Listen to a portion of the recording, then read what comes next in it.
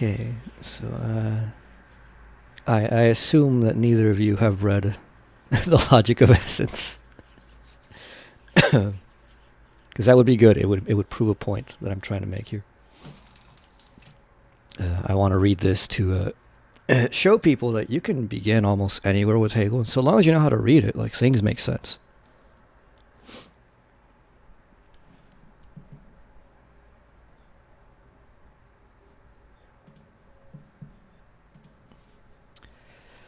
So, you see this asked quite a lot. People are like, how do I read Hegel? How do you read this stuff? What do I need to read the background? The answer is, you need almost nothing. Almost nothing, I say. You need nothing for the beginning of the science of logic with being. You need almost nothing for the rest of anything else that you might read that has actually a completed logical derivation. A lot of Hegel stuff does not have completed logical derivations. The only ones that have this are like phenomenology of spirit, science of logic, the philosophy of right somewhat is complete on that. The encyclopedia is generally incomplete on that on purpose. It was just outlines for class. The lecture note expansions of those do have a more complete logical form, but say stuff like the philosophy of history is awful in my opinion because it does not have a very complete logical form. So you can go ahead and read that and good luck following what the hell is actually going on, because it's very difficult. It's very full of unnecessary details, but what makes the philosophy of history interesting is just like the details of history and how they're ordered. But if you have a basis in the method what I tell people is, look, you ought to read the first 3 chapters of the Science of Logic. Not only is that going to be solving something like 95%, I suppose, of the great philosophical problems in history of Western philosophy and, Eastern philosophy as well, insofar as they have philosophy. It's also just the easiest one that you don't need prior background. It's a constant construction, and if you can follow all the way to the end of chapter 3, you've basically made it. As a matter of fact, you don't even need chapter 3. If you can follow up to the end of chapter 2, you've basically assured yourself that you have made it. That you can read anything else by Hegel, because all the basic movements of thought are kind of carried out there implicitly, not explicitly, but you stick around with that long enough, you practice it long enough, and you'll just get a hang of it. So let's read a little bit of Shine so I can show you how this works, how it is that you can go ahead and just go well, I don't know what the hell this is, but I'm just going to plop down and just get on the ground and do it. And how do I figure myself out in these things? So, Shine. As it issues from being, essence seems to stand over against it. This immediate being is, first, the unessential. But second, it is more than just the unessential. It is being void of essence. It is shine. Third, the shine is not something external, something other than essence, but is essence's own shining. The shining of essence within it is reflection. Just Hegel noting what he's going to do. No explanation. So, A, the essential and unessential. Essence is sublated being. Here's sublation, canceling preservation and raising up. So, being is no longer absolute here. We're in the sphere of essence. So we have moved on from being. Being is not the ultimate reality. It's not the ultimate truth. It's not the absolute. Therefore, the only way to refer to being is as sublated. It is simple equality with itself, but is such as the negation of the sphere of being in general. There you go, determinate negations. The essence is the only absolute reality. It is immediate in relationship to itself. It's not immediate in the relationship that we have gone through the entire sphere of being to get here, to realize, it's not being at the end, it's essence. Essence itself is in this determination and existent immediate essence, and with reference to it, being is only something negative, nothing in and for itself. This qualification, I mean, existence is... It takes like 5 pages to get to existence, man, in the science of logic. So, it's not like, oh man, I didn't read existence. Just go back to the beginning of chapter 1. It takes 5 pages. Skip the remarks. I always tell people, look, if you're good with like just following what Hegel tells you, you can skip the remarks. So chapter 1 is 5 pages. Existence itself is like 2 pages. It ain't quite difficult, It's pretty clear. Existence is, being with a non-being, insofar as it is this, it is not that. Another way to phrase it more colloquially is to exist is to stand out. So insofar as essence itself is in this determination, that we say essence is not being, we're putting in the structure of existence. That's pretty easy. It's not hard. So, with reference to it, being is only something negative. Nothing in and for itself, because, being is nothing. Why? Because it's not the true absolute. The true absolute so far is here essence. So essence, therefore, is a determined negation. Being and essence relate to each other in this fashion as, again, others in general, which are mutually indifferent. For each has a being and immediacy, and according to this being, they stand in equal value. So this ought to sound weird to you. For one, when you have an absolute, you can't really refer it to another. So insofar as essence is distinct from being, we really can't be talking about essence as an absolute, properly speaking. And Hegel's basically going to cop to this at a point in this chapter, where he's like, yeah, this is all kind of an external reflection. But it's the way that we normally think about essence anyway. So this actually follows more of his style in the phenomenology of spirit, where we're kind of looking at the way that people normally think about these things. And then kind of going through how those things are actually related when you actually play them out. Because here you can do this. You can say essence is, and insofar as being, entails existence, you can make the distinction that essence is not being. And this puts it in that relationship, grammatically speaking, which you can then treat as a thought.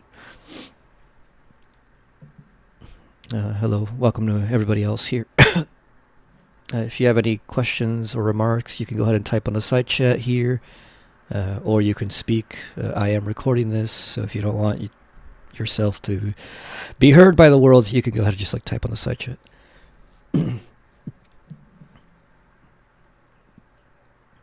So continuing. But as contrasted with essence, being is at the same time the unessential. As against essence, it has the determination of something sublated.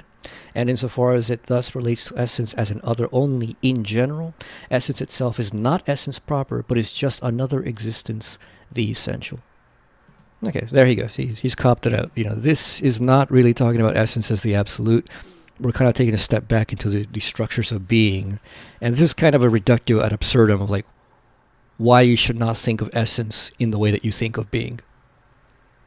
So the structure of essence is not being is a step back into the structure of being. He's basically telling you that. So, it's just another existence, the essential. So this is kind of a pre-essence before essence when we get to the real thing. It's kind of a final illusory mistake, which is exactly what shine is. So the distinction of essential and unessential has made essence relapse into the sphere of existence. There we go. I haven't read this in 4 or 5 months, so my memory is pretty good. I gotta say, I'm kind of going beat for beat in order, and Hegel's kind of going for that. That, or it's more that Hegel actually is very good at following his own procedures. So a lot of the times you can once you get how to think along with it, you can pretty well guess, and it's not really a guess, properly speaking. Let's call it an educated guess in this case, which is usually correct. That he will follow a certain way of determining things. Certain things are kind of obvious as to like how they will follow, and usually, well, that's exactly what happens. So, essence relapses into the sphere of existence, for as essence is at first, it is determined with respect to being as an existent and therefore an other. The sphere of existence is thus laid out as foundation, and that in this sphere being is being in and for itself is a further determination external to existence, just as contrariwise essence is indeed being in and for itself, but only over against an other in a determinate respect.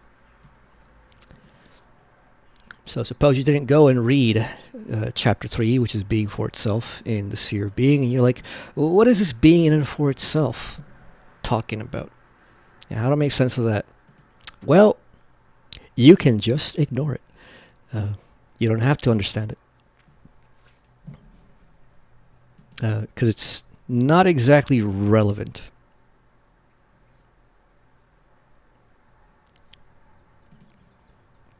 Although, you can also just, I don't know, so terms like this, like being in and for itself, also just make colloquial sense. You know, if you know the basic thing about being in itself, you know, something without relationship to some other external thing, being for other or another, which is a thing insofar as it stands in relationship and is through that relationship. Well, the being in and for itself is a thing that is both within itself, independent from another thing, but also in relationship to that other thing and through that other thing, so that the in itself and the for another are inherently tied. So, you know, the being in and for itself is this whole complex, which is an absolute. You know, if you got both being for itself or being in itself, and then being for another, you kind of have a complete package there. It's an absolute form. So insofar as essence is in the sphere of existence, you know, the sphere of existence thus laid out as foundation, and that in this sphere being is being in for itself is for determination external to existence. So insofar as we treat essence as existent, we're not treating it as being for itself. We're not really treating it as absolute. But he's already told you that. So, I mean, from what we've gone up to so far here, if you didn't know what this being for itself thing was, skipping it would basically lose you nothing. He's already basically told you the basic structure of that. So even if you don't understand that terminology, what you should do when you're reading this kind of stuff, not just Hegel, but any philosophy, that's a good philosophy, quite frankly, which is most stuff before the 1800s, I think, is all right, you know, particularly on the more continental side. Empiricists suck, but that's just the case.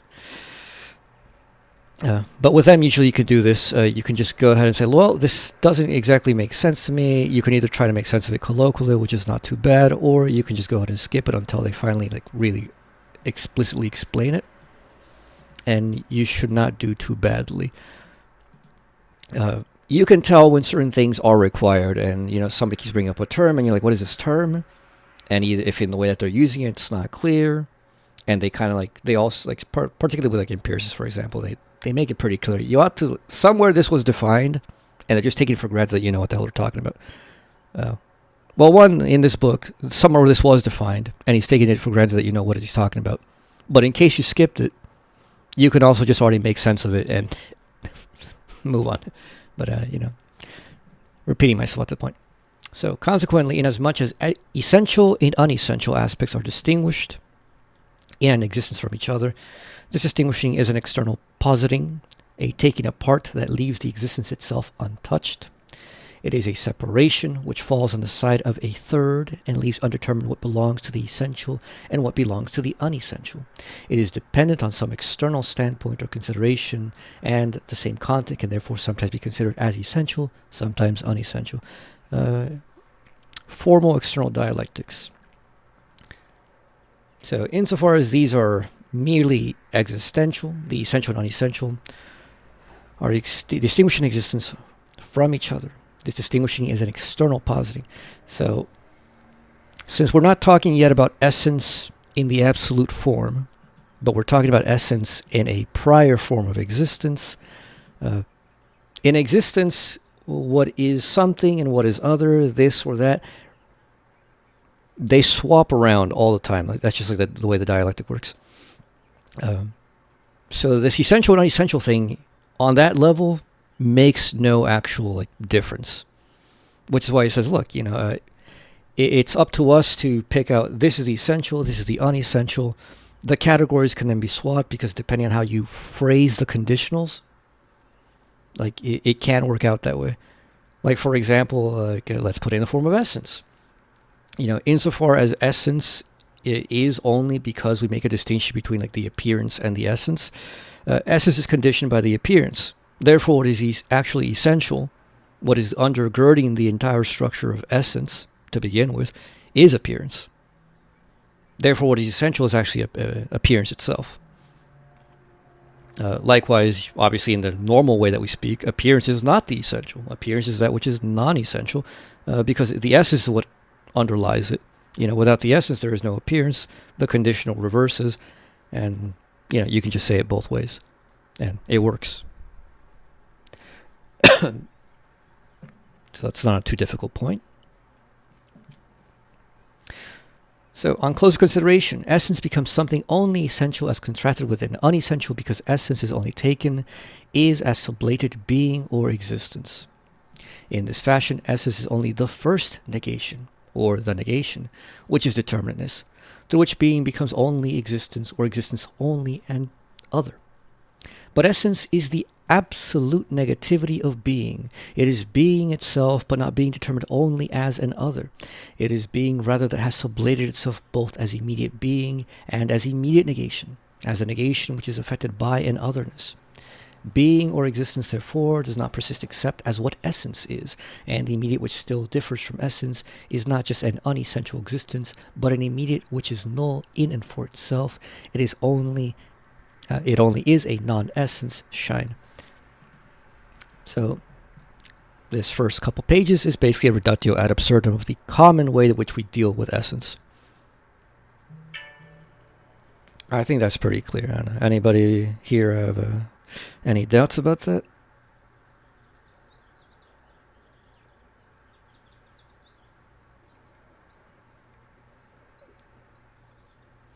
Come on, people, don't leave me hanging. I'm doing this for your sake. So give me something. Say yes, no, maybe. Type in the side chat if you must.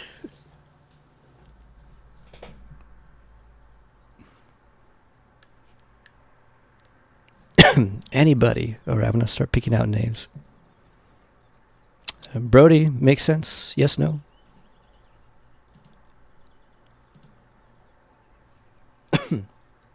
It does not make sense, Brody, or it does make sense? Yes, I'm recording.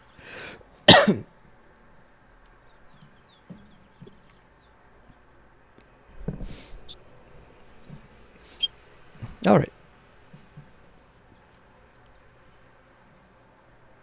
So I think that the only thing there that you could not possibly understand, if you haven't read like the first 3 chapters, is like the being in and for itself thing. These other ones, like determinateness, existence, they are literally within 5 pages. Doom scrolling, can you set yourself to push a talk because you have some noise in the background coming in? Thank you. So yeah, like the only thing that I think is not understandable is the being in for itself thing. The absolute negativity thing is another one. But everything else, if you just read 5 pages, people, in chapter 1 and 2, that's all it is, 5 pages. And you work through that diligently, you would understand pretty much like the core of this. Like it is actually not that hard.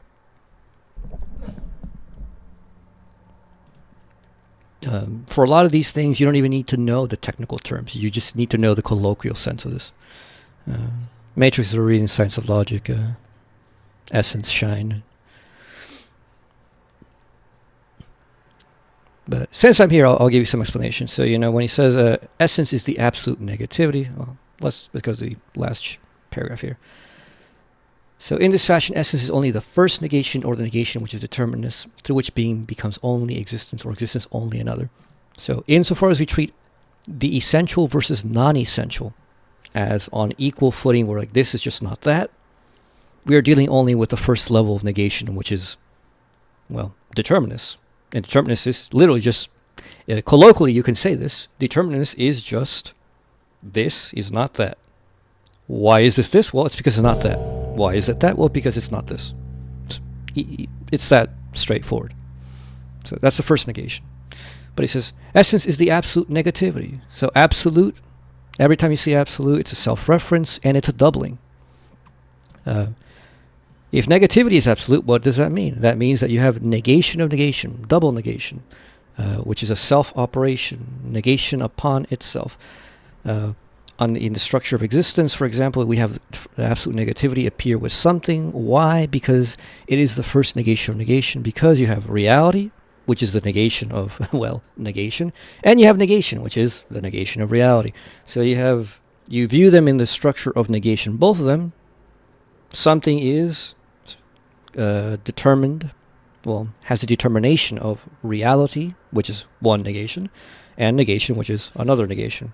Since they both constitute the internal structure of something as their own developing dynamic, something is quite literally the negation of negation. It's got both negations inside it. Easy, simple stuff. There are ways in which like Hegel's very cheeky with language, and this is one of them. Like the absolute like language is actually very helpful. You know, rather than like people like, oh no, it's hard to understand. No, it's actually quite clear. Once you understand, look, absolute just means the thing is just going to be like in no reference to anything but itself. It's understandable why it's always a double reference. It's understandable why this whole like talk about double negations work.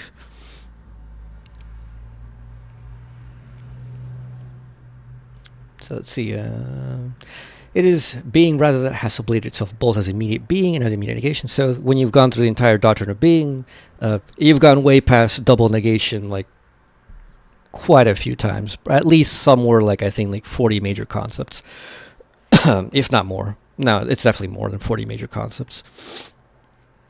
And like negation of negation is somewhere around like the first 3 concepts.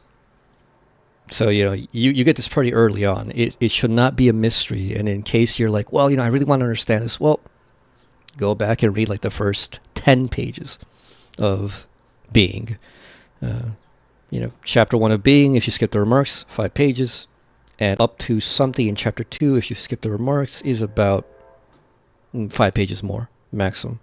So, you know, within 10 pages, you have pretty much the basics of the very technical stuff to understand this.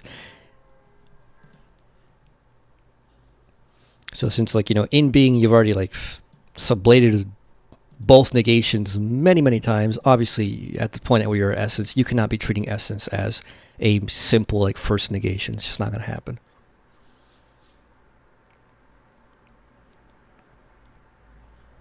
So being or existence, therefore, does not persist except as what essence is. So, you know, here you can't oppose being to essence as, you know, here is essence, here is being.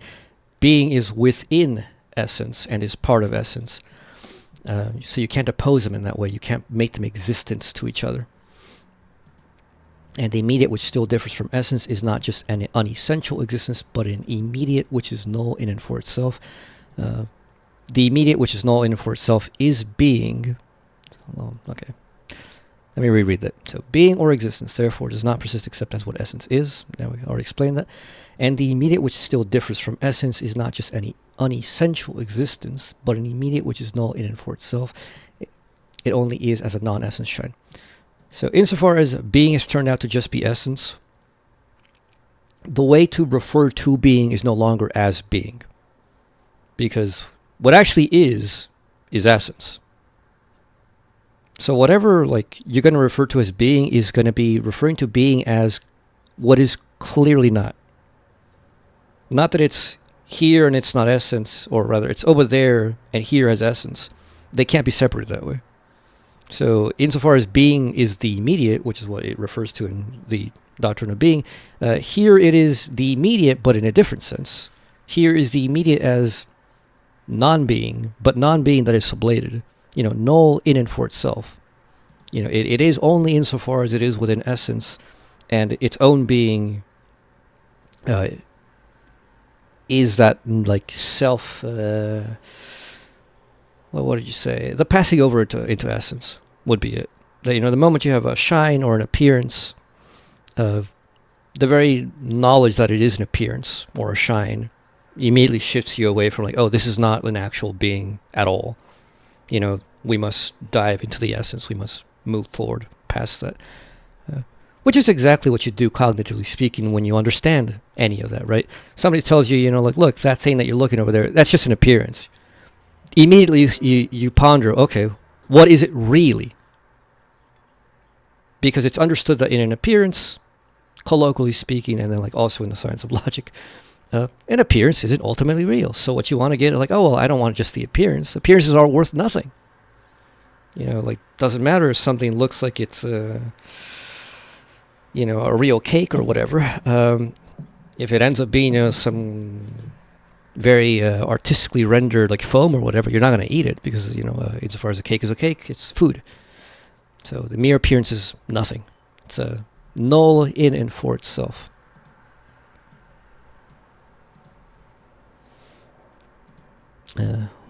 We good on that?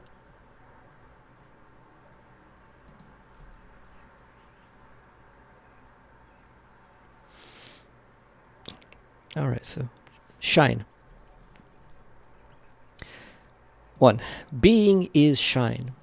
The being of shine consists solely in the sublatedness of being, and being's nothingness. This nothingness it has in essence, and apart from its nothingness, apart from essence, it does not exist. It is the negative posited as negative.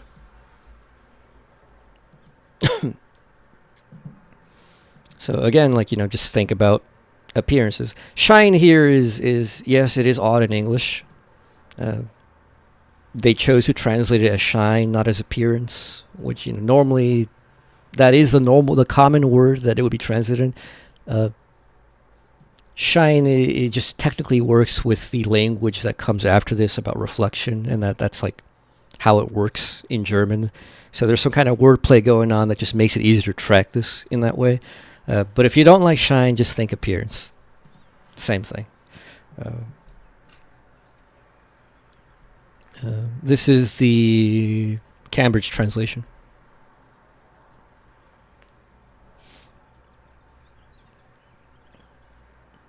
I think in the Miller, shine is translated as illusory being, which is a horrible translation. Not that it's like a misunderstanding. It's not. Like, illusory being is also like correct. It's just a mouthful, like, and it's you don't go around talking about illusory being in your everyday life. You want to use words that are like common in use.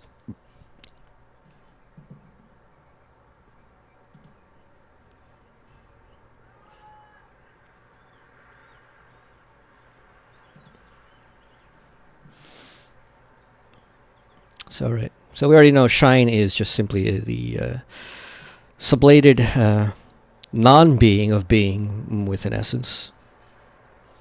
And it is non-being because, well, it's already passed over. It's a thing that doesn't have any substantial endurance. It was there, but now it's gone, and we realize all that we have now is essence. So shine is all that remains of the sphere of being, but it still seems to have an immediate side which is independent of essence, and to be, in general, an other of essence. Other entails in general the two moments of existence and non-existence. Since the unessential no longer has a being, what is left to it of otherness is only the pure moment of non-existence. Shine is this immediate non-existence, a non-existence in the determinateness of being, so that it has existence only with reference to another in its non-existence. It is the non-self-subsistent which exists only in its negation. What is left over to it is thus only the pure determinateness of immediacy. It is as reflected immediacy, that is, one which is only by virtue of the mediation of its negation, and which over against this mediation is nothing except the empty determination of the immediacy of non-existence. So this is a weird reversal. Well, it's not weird at all. If, like, just in the beginning with the essential, non-essential, and then like with this whole shine or appearance, already everything's being flipped upside down from where like the whole doctrine of being is. In the doctrine of being, we're just talking about, what is. And here it's shown that, well, since the doctrine of being has led to the doctrine of essence, being turns out to not really have been. So what is being ultimately? Well, if being is ultimately, this actually conditioned thing that only, exists as this passing over into essence, the only existence that being has is a negative one. It's purely as a non-existent, no longer as existent. And he says shine is this immediate non-existence, a non-existence in the determinateness of being, so that it has existence only with reference to another in its non-existence. It is the non-self-subsistent which exists only in its negation. So insofar as it isn't, when you say something isn't, the isn't is a connection to with which is. That which is. So that which is here is essence. Being itself isn't. And its non-being is dependent upon the being of essence, which is a very odd thing, but that's actually all essence talks works this way. Which is why, like, the whole talk about essence and appearance, people go like, oh, the manifest world is an illusion or whatnot, everything is actually one. You say like Parmenides or, like typical Indian monism. Those things are just weird because then, okay, well, there's only what is. So where's this non-being coming from? Like, how's that even possible?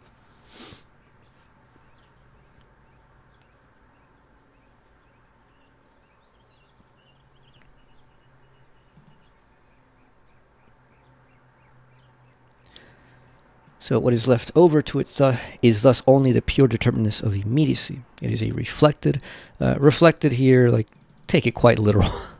If shine, or appearance here is, and it isn't upon its own being, well, what is it upon? It's upon the being of essence.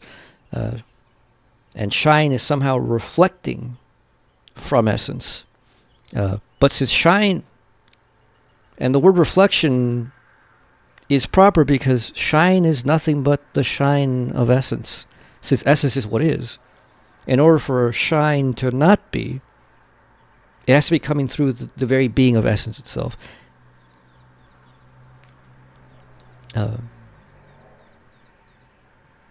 This may seem complicated, but it actually isn't. Like, the thing is, like, this is not even new. Like, properly speaking, what he's saying here is nothing new in philosophy. This is what pretty much all essence talk always had an issue with. Like, this whole essence versus appearance or essential versus unessential thing just always threw a big wrench in the gears of a classical philosophy.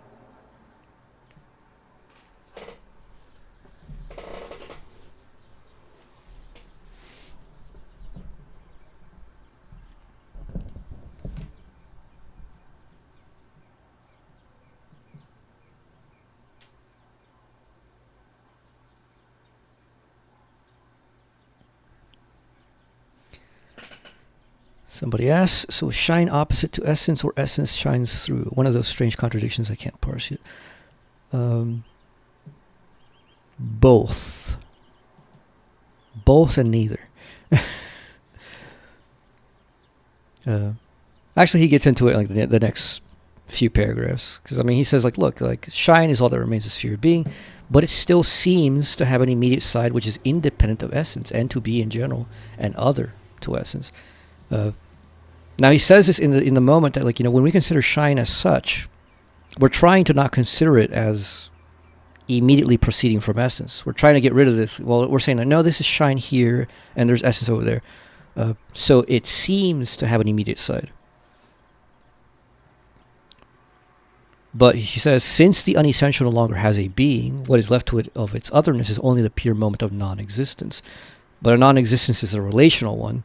So the immediate independence and otherness of shine to essence collapses right back into essence, but it collapses in a very weird way where you have a negative collapse in which like this isn't real and yet its unreality is real. That's why we're making the distinction in the first place.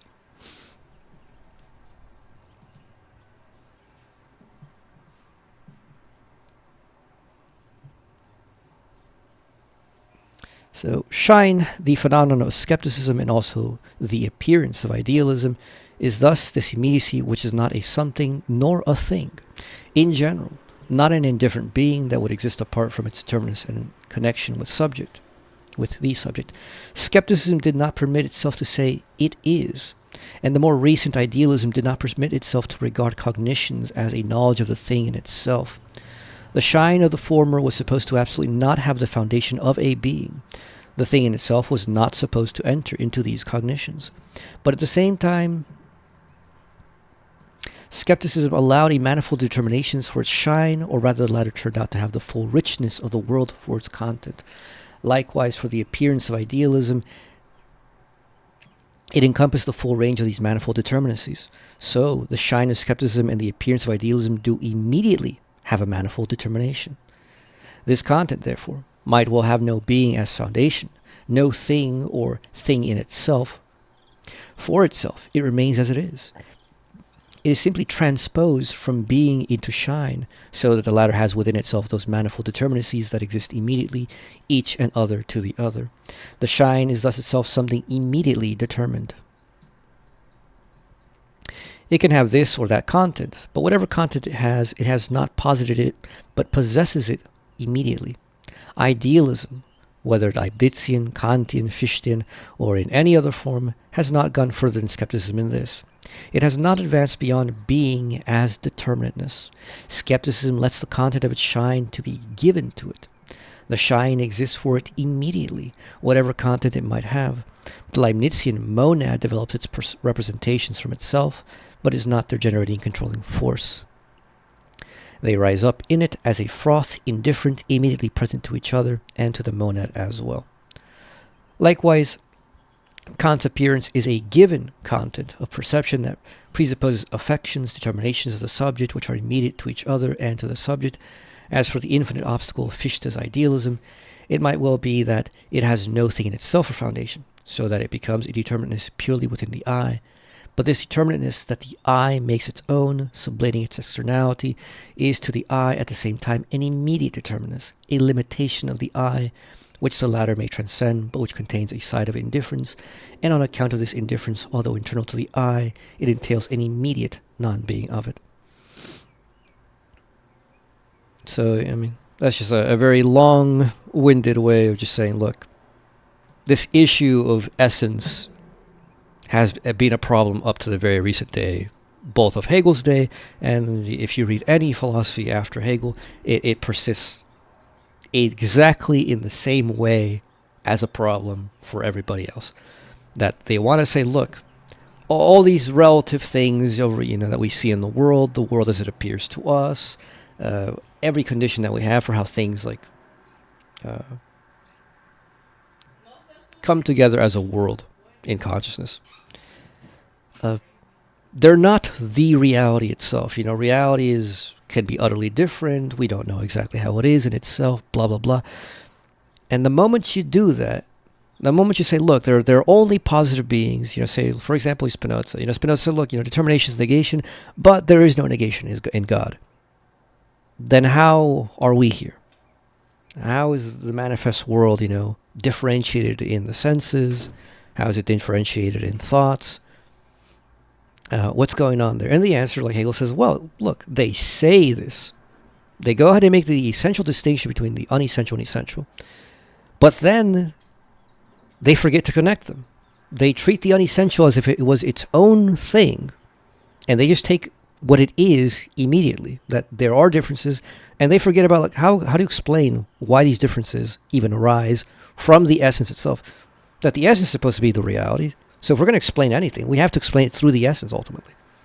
But that's exactly what they never did. And so far, as He just says like it is, or he keeps mentioning this immediately here. Immediately, it's immediately there. It was just something immediately determined. It's immediately given. All this everything immediate just is. It's in the sphere of being, which is why he says these people ultimately, strangely, they start to make the turn towards essences, but all they did was say, well, there's the essential and unessential, and then they just relapsed right back into thinking in the forms of being. They really couldn't get any farther. And the only thing you could say about them is they admitted this to a certain extent, in which they're like, well, we can only talk about phenomena. We can only talk about appearances, and that's as far as we can get, and they're just there.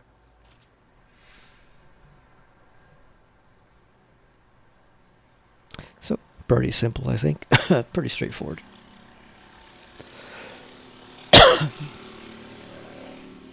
Any issues, questions, problems?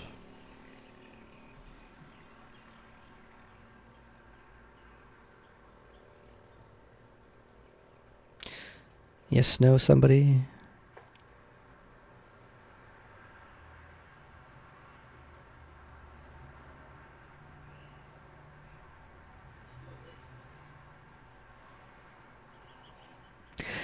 Okay, I shall take your silence as either you're all stunned, enraptured in the truth of this thought, or you're all stunned because you don't get it.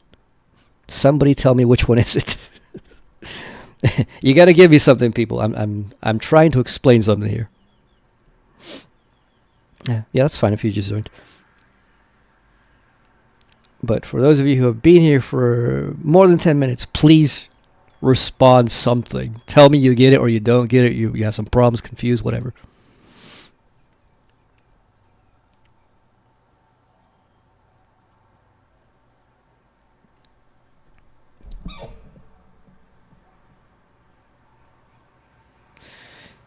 Somebody asks, so would it be right to say that shine is phenomena and essence equals noumena? Yes.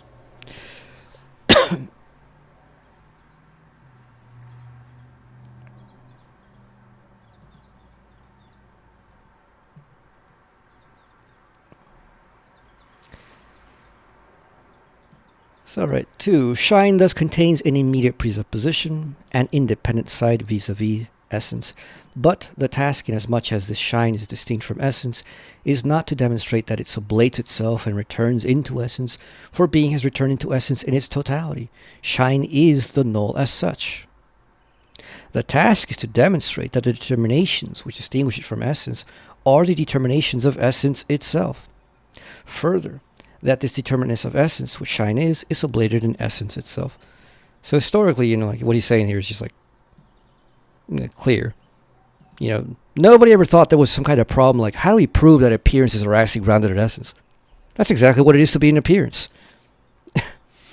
That's exactly what it is to be a shine. So he says, the task is not to show that essence, sublates, or that shine sublates itself and returns to essence. Everybody knows that. That's exactly what's already been defined.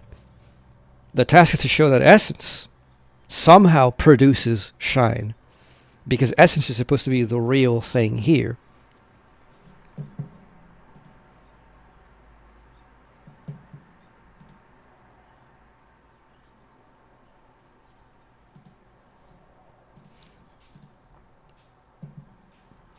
So that's pretty straightforward. What constitutes the shine is the immediacy of non-being. This non-being, however, is nothing else than the negativity of essence within essence itself. Now, given what has just been set up here between shine and essence, that, obviously shine is contained in essence, and essence is the real thing, that's pretty clear. Somehow, yes, shine is negative, it's a non-being, but it's a non-being that comes from essence, so it has to be the negativity of essence within essence itself. In essence, being is non-being. Its inherent nothingness is the negative nature of essence itself. Yeah, that means another way to phrase it. But the immediacy or indifference which this non-being contains is essence's own absolute in itself. Right? Because essence is the absolute, and essence is all that there is. So wherever things are, wherever, putting this metaphor of space, wherever shine is, it's in essence. It has to be within its own nature. The negativity of essence is its self-equality, or its simple immediacy and indifference.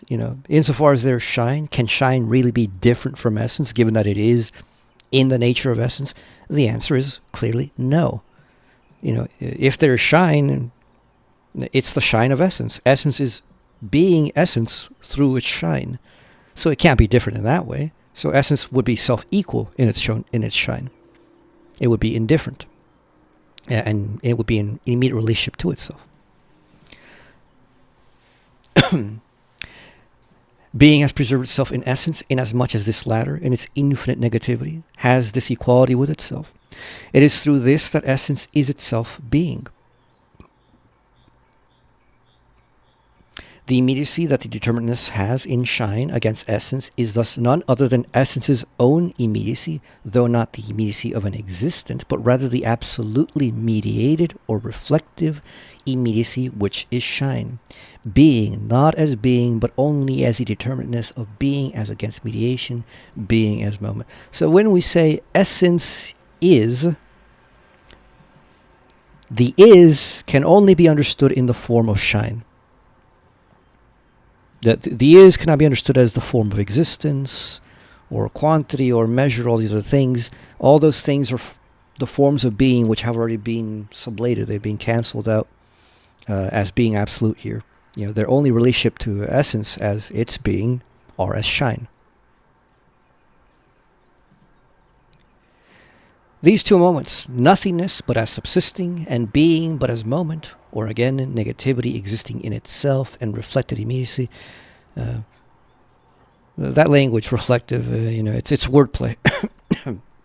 That, shine, light, reflection, mirrors. The structure of essence is itself like a house of mirrors, in a way, where there is no original thing outside the mirror which is being reflected by the mirrors. It's just mirrors reflecting mirrors. And there is no physical mirror outside of physical mirror. It's a mirror that somehow reflected itself within itself from one side. It's kind of a crazy metaphor, but that's exactly how it is.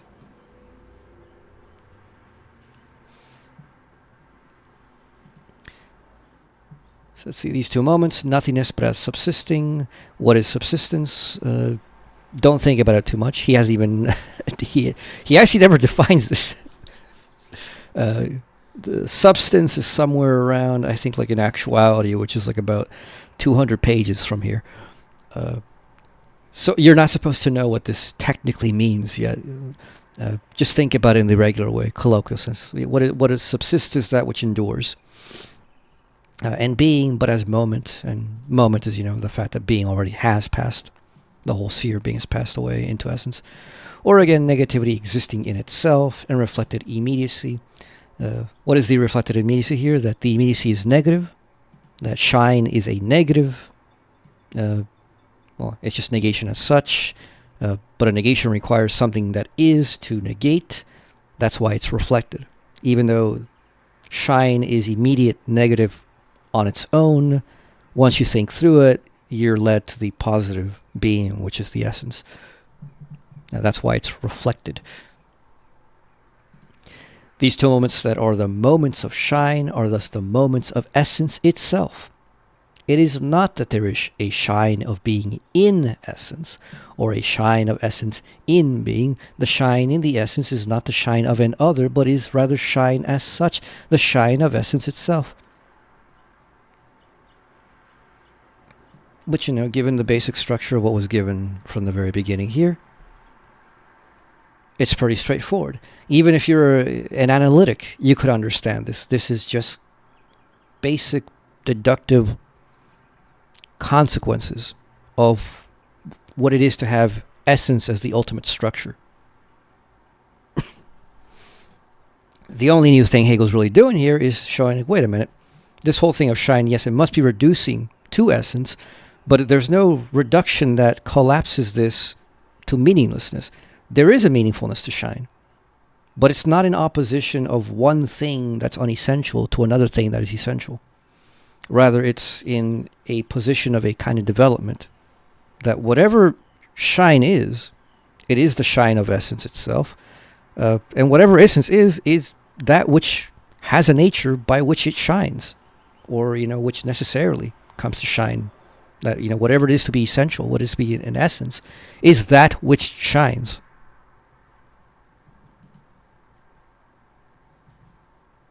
But if you pay attention to that very language, it already tells you the hint as like where this is going. That there's going to be that reversal. Because the whole thing is like, shine is the reflective immediacy. But essence is the true immediacy. It's the ground which has no further ground. You don't go below essence. Essence is not conditional upon anything else. Except if essence is that which shines forth, this hints that there is actually a condition for essence. That condition would be that it shines forth. So, shine is essence itself in the determinateness of being. Essence has a shine because it is determined within itself and is therefore distinguished from its absolute unity. And determination, as mentioned earlier, determinacy, it's being with a non-being, this that is not that. So the fact that essence has distinctions as to what it is to be essence, the to be here is that which, it's like a seed. Essence like the seed. The to be is like the germination of the seed into the roots and, the little stalk, what do you call it? Seedling that, has a little flower. Well, it's like growing the leaves. And there's a distinction between like the roots, the stalk, and the leaves, branches, whatever you want to call them.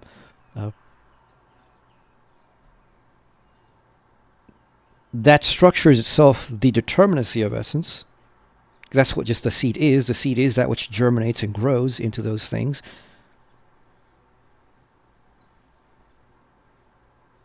But since that whole sphere of determinacy belongs to being,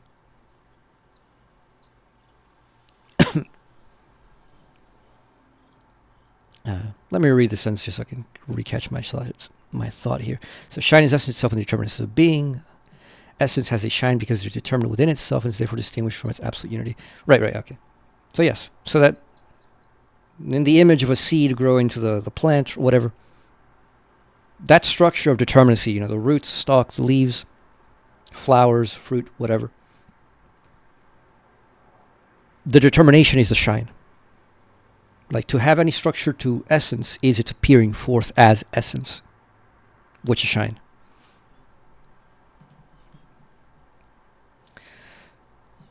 But this determinist is as determinist just as absolutely sublated in it, which, at the beginning here he mentions, like, don't mistake this for the sphere of existence. Existence is having an otherness, but essence has no otherness. For essence is what stands on its own. It exists as self-mediating through a negation which it itself is. It is, therefore, the identical unit of absolute negativity and immediacy. It's absolute negative because why? All distinctions, all negations are within it. It's immediate. Why? Because those negations are just essence itself. The negativity is negativity in itself. It is its reference to itself and thus immediacy in itself. But it is negative reference to itself, a self-repelling negating. Remember the mirror analogy, the House of Mirrors analogy. It's mirrors. It's one mirror reflecting itself within its own mirror. The self-repelling negative actually makes a bit more sense. Imagine if a mirror reflected itself by producing the light which made it appear as a mirror in the first place from both sides of the mirror. So that if a mirror was a source of its own appearing as a visual phenomenon of light, it would be like from one side the mirror shines not only just inward, reflecting light inwardly, but reflects that light outwardly. In essence, is that whole structure of the funhouse of mirrors itself. It's not even this or that mirror. It's the funhouse of mirrors itself, which is just a projection of one single mirror, but you can't tell which mirror is that mirror, because the whole house of mirrors is the mirror itself. I don't know if that makes it any more complicated or not, but I like that analogy. Maybe making it visual would make it work better. Thus, the immediacy existing in itself is the negative or the determinant over against the negativity. So negations are always mediating. A negation is like, it's not. In order to not be, you have to be not that or not this. So the immediacy of shine as shine, or at least in the determinacy that, appears to be in shine, is the immediacy over against the negativity, which shine itself is. Because shine is just merely this negative relationship of essence repelling against itself. But this determinus is itself absolute negativity, and this determining, which is determining immediately sublates itself, is a turning back unto itself. So, insofar as essence shines, where is it shining? Where does it shine to? Well, there's only essence. So, insofar as essence goes out of itself as shine, but there is only essence, it is a turning back into itself. Which then leads you to, when you have a shine shining back upon its own self, a shine shining against a shine, what is that? It's reflection. That's literally why, the whole language of shine, reflection. He also has reflex works. It's a very economical term name usage where all these things actually cohere around the metaphor of light quite well.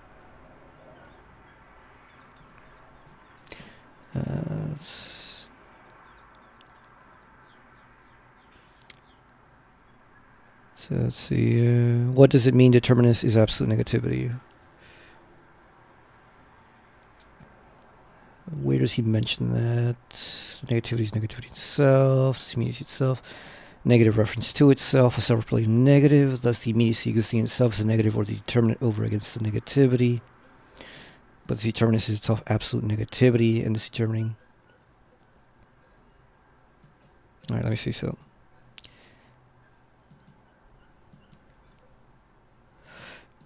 shining is essence itself and the determinants of being.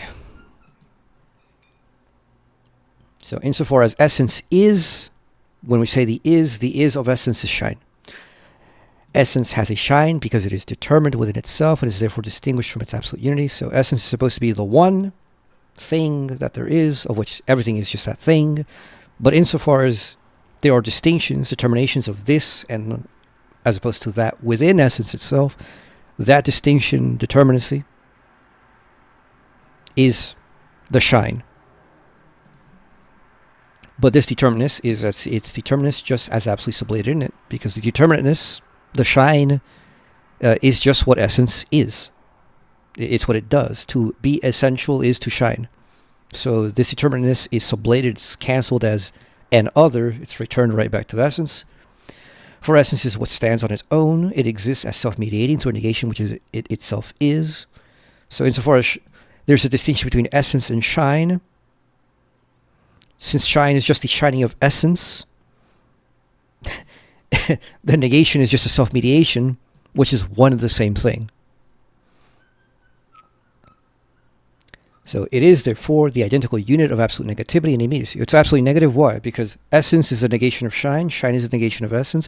But essence just is the shining forth of itself, within itself. And so it's the containment of its own distinction as essence and shine. One negation, second negation. It is the unity of both. Therefore, it's absolute negation. Because it's negation of negation.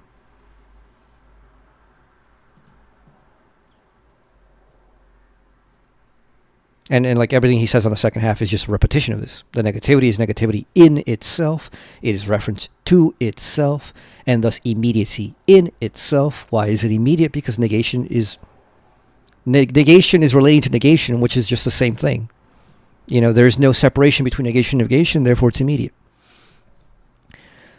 but it is negative reference to itself, a self-repelling negating. Thus, the immediacy existing in itself is the negative or the determinate over against the negativity. So insofar as we're making the distinction for at least a moment stands. As if it is not the same thing, because in some very significant sense, it can't be the same thing. There really must be a difference between essence and shine for a moment. Otherwise there would not be the self-repelling distinction in the first place. So that's why thus the immediacy existing in itself is the negative or the determinate over against the negativity. So the negativity would be, you can actually phrase it both ways. Either you choose the negative is essence, the negativity is shine, or the negative is shine, the negativity is essence. Whichever one you want, you can split it both ways. But between the substantive and the active, there is a split, even though you can reverse it. But this determinist is itself absolute negativity. That insofar as you have this split between essence, or the negative, and shine, the negativity, that split is itself the relationship of the negative within the negative, which is a negation of negation, absolute negativity. And this determining, which as determining immediately sublates itself. Why? Because the negative cancels itself as negative, brings itself back into itself, is it turning back into itself.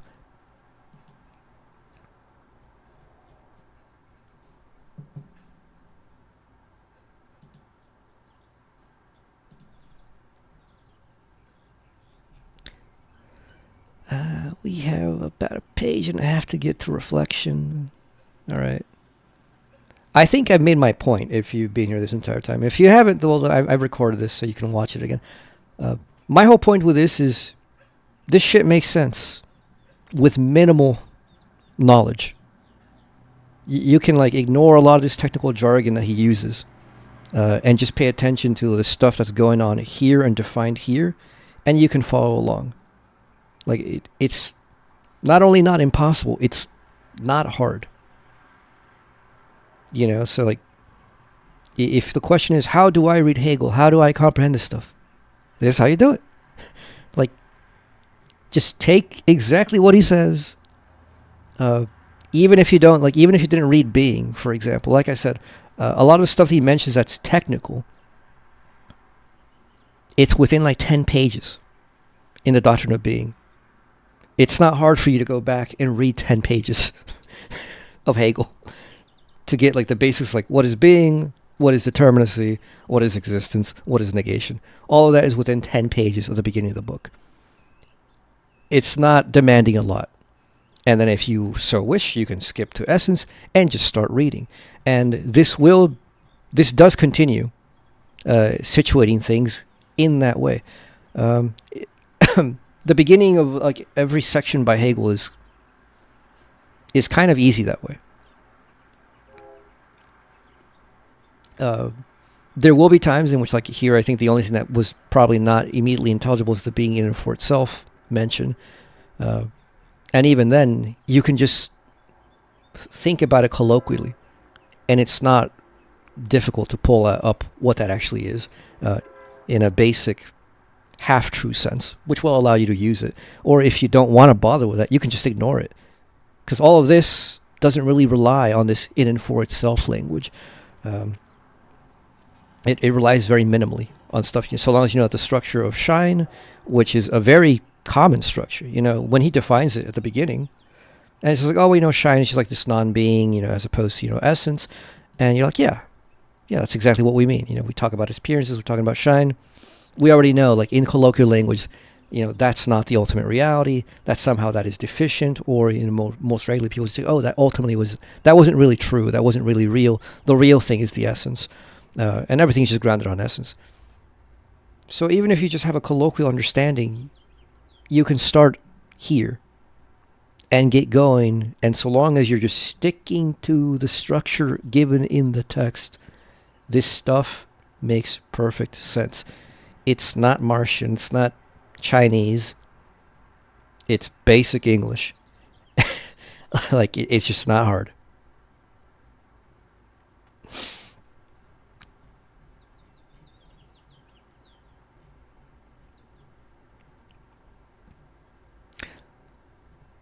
So yeah, I think that's good enough. I don't really feel like finishing up. Anybody who wants to finish up like the other like page and a half, they can on their own. My point with this was just to show, yes, you can read this stuff. There is a way to read it. It has nothing to do with like I need to learn like a bunch of Hegelese. No, you don't. No, you don't. You just have to think, people. That's all you got to do. Like anybody here have any questions like how to read this stuff? Because that was the purpose of this reading. It was like not me to explain essence or anything. It's just like I've seen this question asked like actually the last week, or like somewhere around 5 times, both on here and like on other like the Hegel like subreddit. And people are like, how do I read this stuff? Like, it just seems so hard. And like, I swear, man, I swear, it infuriates me that people go like, you need to read the Critique of Pure Reason, and you need to read the Science of Knowledge by Fichte, and you need to read Spinoza, and you need to read like like 10 other major thinkers in there in complete systematic works, which is under a regular like reading schedule if you were actually serious and we're going to do things sincerely. I mean, it would take you like a decade. And even then, it would take you a decade in a way in which you would not be doing a good job of it. You would not really be understanding these thinkers like as you properly should. But the reality is, like, you don't need all that. You don't need all that to understand Hegel. Just read the fucker. Just just think through what he's saying. Take it as basic English.